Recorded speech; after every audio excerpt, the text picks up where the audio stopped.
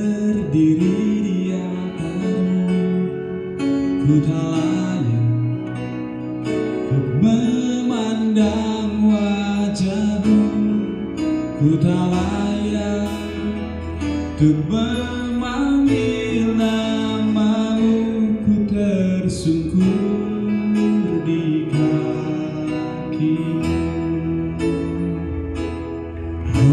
Hosana bagi anak domba, Hosana bagi anak domba, Hosana bagi Raja segala raja, ku bersujud menyembahmu.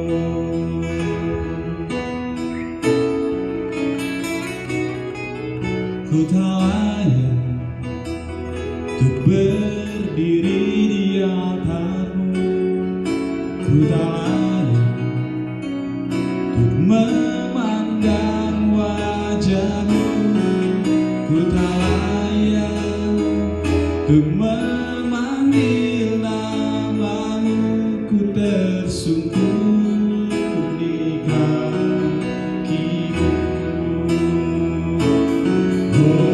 Hosana bagi anak domba, Hosana bagi anak domba, Hosana bagi Raja segala raja, ku bersujud menyembahmu.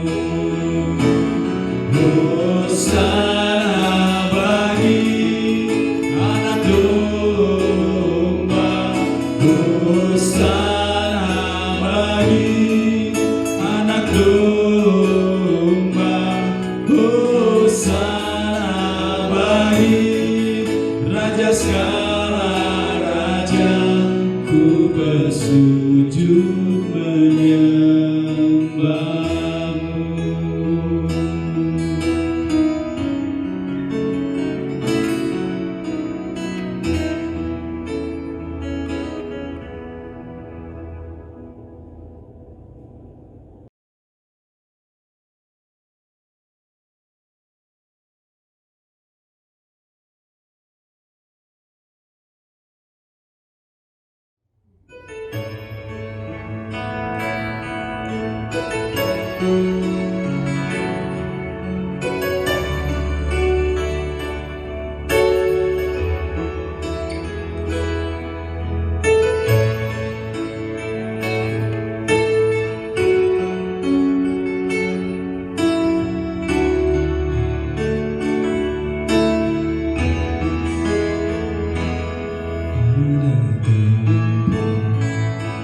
Yang mulia anugerah-Mu tercurah, Kau berikan hidup-Mu sebagai ganti dosaku.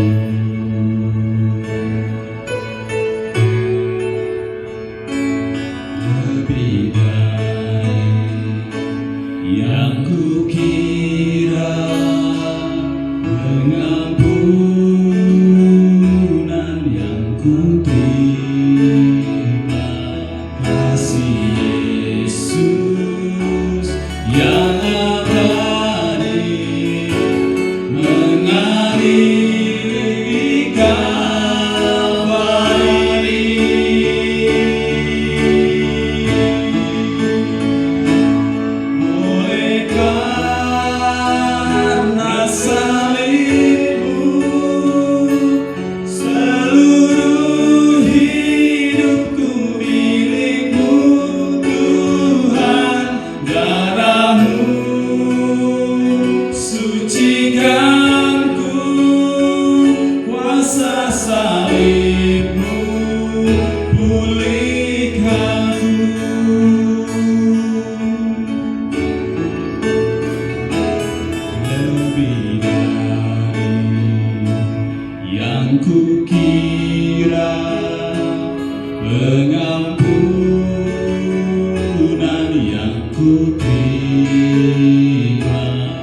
kasih Yesus yang abadi mengalir di Kalvari.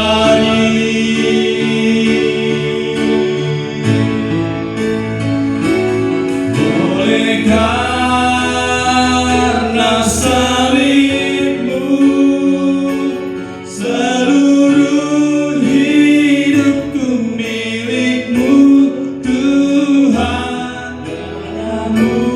Darahmu sucikan kuasa salibmu, pulihkanku. Oleh karena salibmu, seluruh hidupku milikmu Tuhan. Darahmu sucikan kuasa salibmu, pulihkanku.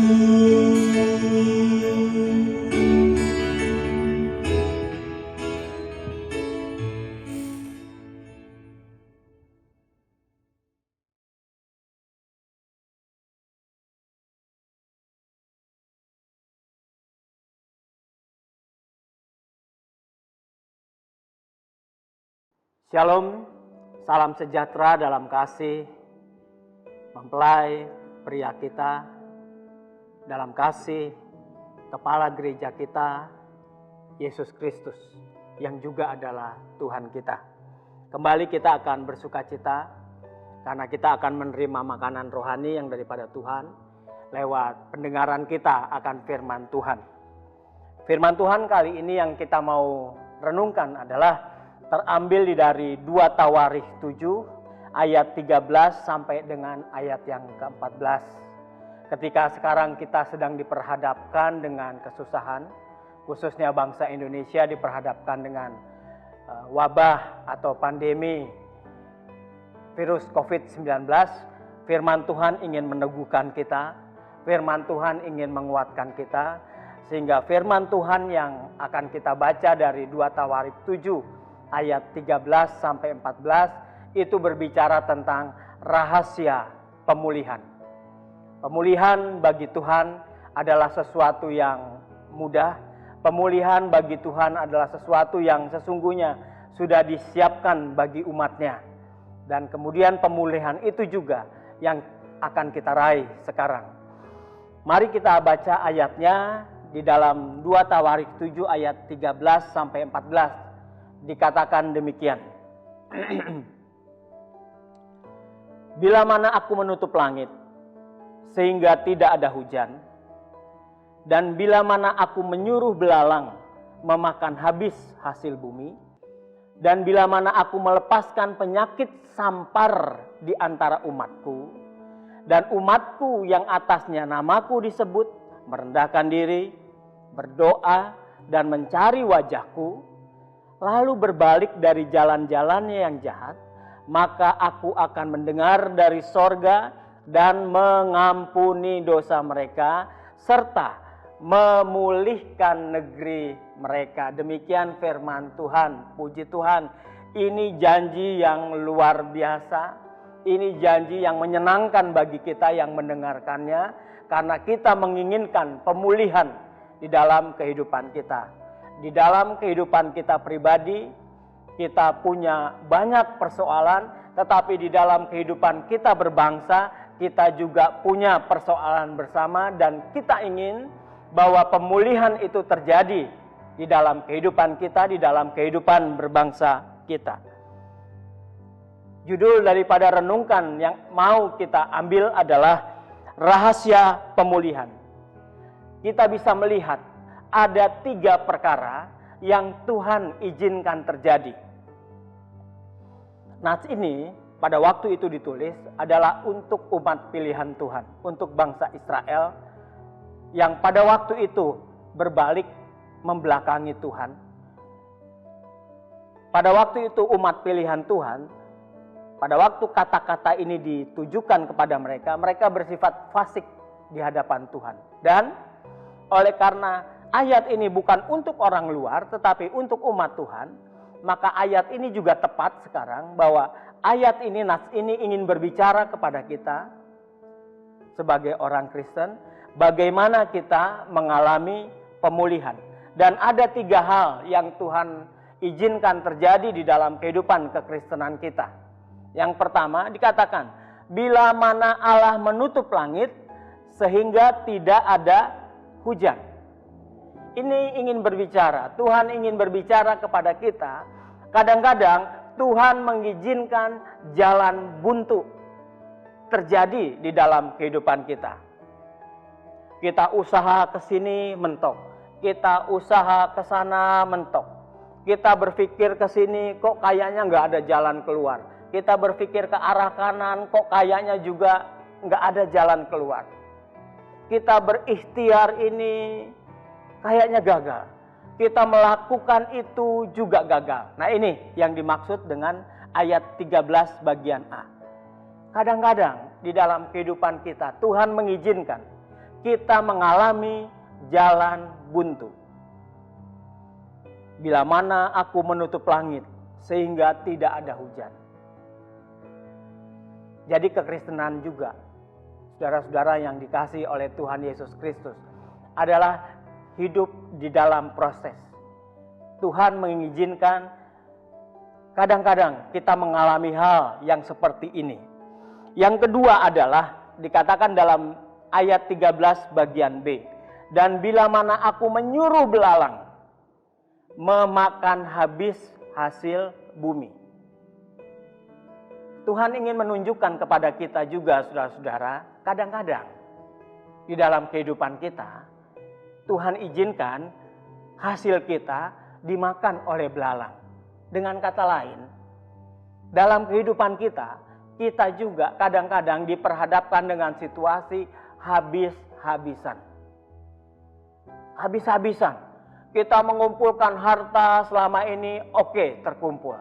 Tetapi kemudian kita mengalami atau menghadapi sebuah peristiwa di mana harta kita juga habis. Katakan rekening kita 0 atau rekening kita minim. Tuhan izinkan itu terjadi di dalam kehidupan kita. Tetapi sekali lagi yang Tuhan mau ingatkan bagi kita adalah itu belum kiamat. Banyak pelajaran-pelajaran yang harus kita ambil dari peristiwa ini. Ini adalah fakta yang kedua yang Tuhan mau ajar kepada umat Tuhan. Waktu itu bangsa Israel. Sekarang fakta yang kedua ini Tuhan juga mau memberikan ajaran buat kita.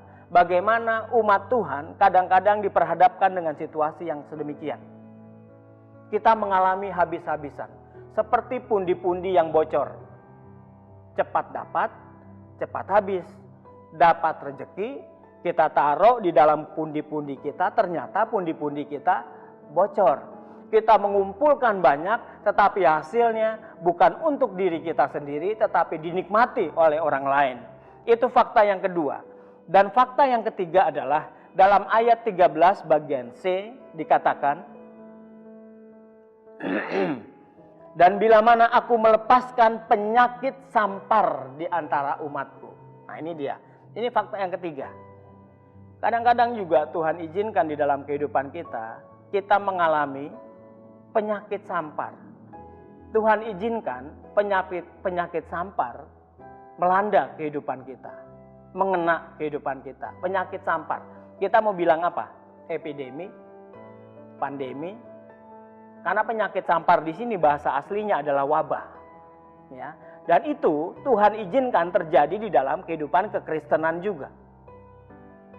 Kekristenan tidak kebal terhadap sakit penyakit ini. Memang kalau Tuhan izinkan terjadi. Wabah penyakit yang menular. Wabah penyakit yang kelihatannya berat sekali. Tapi sekali lagi, sama seperti fakta yang pertama, fakta yang kedua, dan fakta yang ketiga. Tuhan menginginkan bahwa kekristenan ini kuat, kemudian Tuhan menginginkan bahwa kekristenan ini berubah. apa yang disebutkan, apa yang diizinkan Tuhan terjadi dalam ayat yang ke-13. Kehidupan yang mengalami jalan buntu, kehidupan yang habis-habisan, kehidupan yang dilanda oleh sakit penyakit, semuanya bisa dipulihkan oleh Tuhan. Amin. Tidak ada barang yang mustahil di hadapan Tuhan. Karena di balik semuanya ini, semuanya yang Tuhan izinkan terjadi di dalam kehidupan kita, Tuhan ingin kita dipulihkan. Yang pertama, Tuhan ingin kita berubah. Karena Tuhan kita adalah Tuhan yang murah hati, karena Tuhan kita adalah Tuhan yang mendidik, tetapi di sisi lain bahwa Tuhan kita adalah Tuhan yang mudah jatuh hati. Bukan Tuhan yang keji, bukan Tuhan yang ganas, bukan Tuhan yang kejam. Sebagaimana tertulis di dalam Hakim-Hakim 10 ayat 16. Pada waktu bangsa Israel habis-habisan merengek kepada Tuhan, ketika bangsa Israel berseru dengan sangat kepada Tuhan, di situ bangsa Israel Tuhan pulihkan.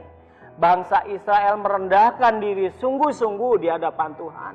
Bukan formalitas, bukan tipu-tipuan, maka Tuhan juga langsung turun tangan memulihkan bangsa Israel. Tuhan mau merestorasi kehidupan pribadi kita. Di dalam kita berbangsa juga, Tuhan mudah saja untuk merestorasi kejadian-kejadian luar biasa yang terjadi sekarang ini. Tetapi apa yang perlu kita lakukan? Bagaimana rahasia pemulihan itu bisa kita raih? Jawabannya ada di dalam ayat yang ke-14. Kita dengar sama-sama. Dan umatku yang atasnya namaku disebut, dikatakan umatku, ya, bukan orang lain. Dan umatku yang berdosa, yang sudah berbuat fasik, yang atasnya namaku disebut, merendahkan diri, berdoa, dan mencari wajahku, lalu berbalik dari jalan-jalan yang jahat, maka aku akan mendengar dari sorga dan mengampuni dosa mereka, serta memulihkan negeri mereka. Haleluya. Ini janji pemulihan Tuhan buat kita. Ini janji restorasi Tuhan buat kita. Kalau kita sudah mengalami jalan buntu, Tuhan mau buka buat kita. Apapun itu, kalau kita sedang atau sudah atau hari-hari ini mengalami kehidupan yang habis-habisan, Tuhan juga ingin pulihkan kita. Kalau sekarang kita sedang menghadapi atau kita sendiri menjadi korban penyakit sampar, Tuhan juga mau menyembuhkan kita. Ya, tetapi ayat 14 yang mau Tuhan kita lakukan adalah yang pertama, mari remukkan diri kita di hadapan Tuhan. Gengsi kita buang jauh-jauh. Kebenaran diri kita juga kita buang jauh-jauh. Karena Tuhan senang kepada umat yang remuk dan rendah hati. Dan umatku yang atasnya namaku disebut merendahkan diri, berdoa dan mencari wajahku. Merendahkan diri, saudara. Jangan meninggikan diri. Jangan mempertahankan keakuan kita. Aku sudah benar kok. Kenapa aku menerima begini, begitu. Aku sudah ibadah kok masih juga begini, begitu. Jangan. Di hadapan Tuhan tidak bisa begitu. Tuhan ingin kita merendahkan diri. Karena bagaimanapun Tuhan lebih mengetahui kita. Ukuran melekat adalah bukan ukuran kita, tetapi ukuran Tuhan. Sejauh mana kita melekat pada Tuhan, itu bukan keluar dari mulut kita.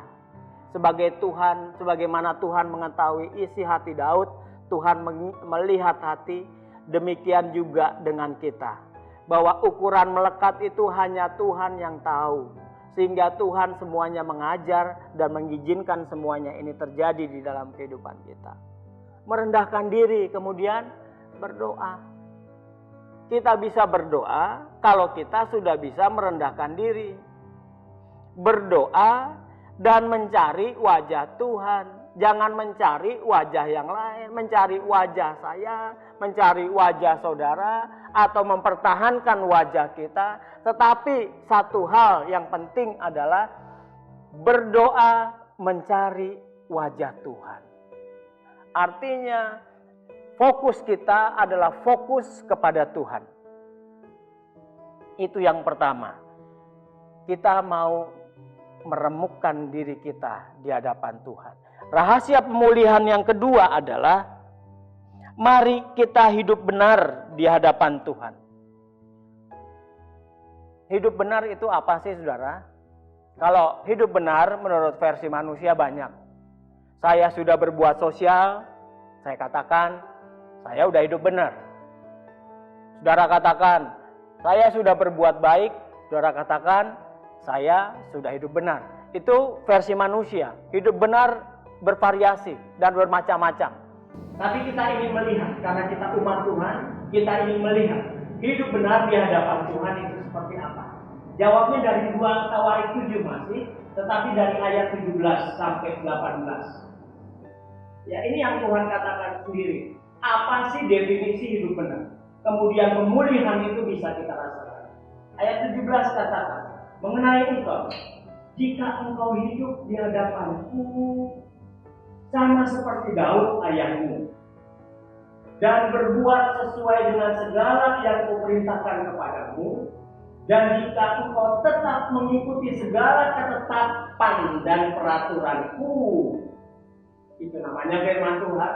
Ayat 18 katakan, maka aku akan meneguhkan tahta kerajaanmu sesuai dengan perjanjian yang telah kuikat dengan Daud ayahmu, dengan berkata, takkan terputus keturunanmu yang memerintah atas Israel. Ini hidup benar yang pertama di hadapan kita kalau kita ingin mengalami pemulihan. Tuhan inginkan kita hidup di hadapan Tuhan, berbuat sesuai segala yang Tuhan perintahkan kepada kita, mengikuti segala ketetapan dan peraturan Tuhan. Ketetapan dan peraturan Tuhan yang disampaikannya melalui firman Tuhan. Dengan kata lain, hidup benar di hadapan Tuhan adalah bahwa mari kita tempatkan firman Tuhan di atas segala-galanya. Ya. Bukan kehidupan pribadi kita di atas segala-galanya. Bukan pendapat orang lain kita jadikan sesuatu di atas segala-galanya. Tetapi firman Tuhan kita nomor satukan, dan kemudian firman Tuhan kita prioritaskan di dalam hidup kita. Yang kedua, hidup benar di hadapan Tuhan adalah 2 Tawarik 7 ayat 14c. Dikatakan demikian, lalu berbalik dari jalan-jalannya yang jahat, maka aku akan mendengar dari surga dan mengampuni dosa mereka, serta memulihkan negeri mereka.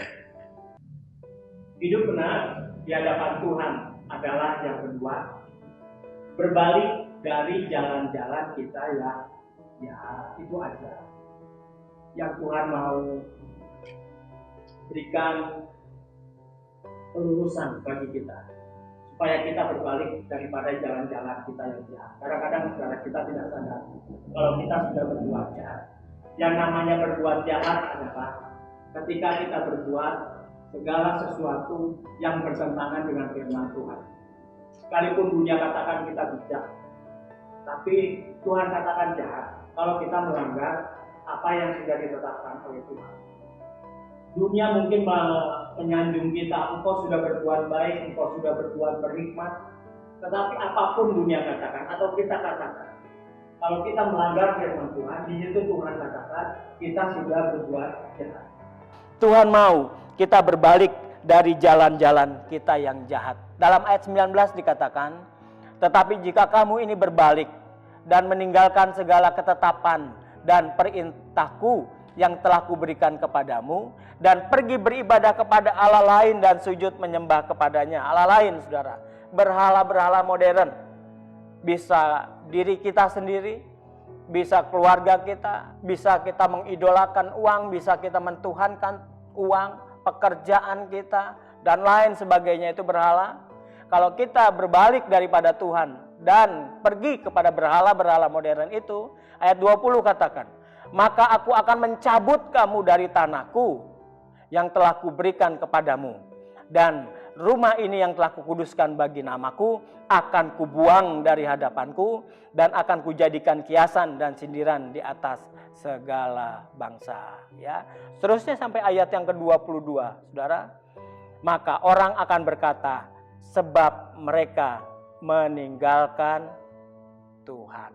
Ya, kalau kita mau mengalami pemulihan, mudah saja, saudara-saudara. Jangan tunda-tunda, jangan tunggu lama-lama. Saya rasa kita semua setuju.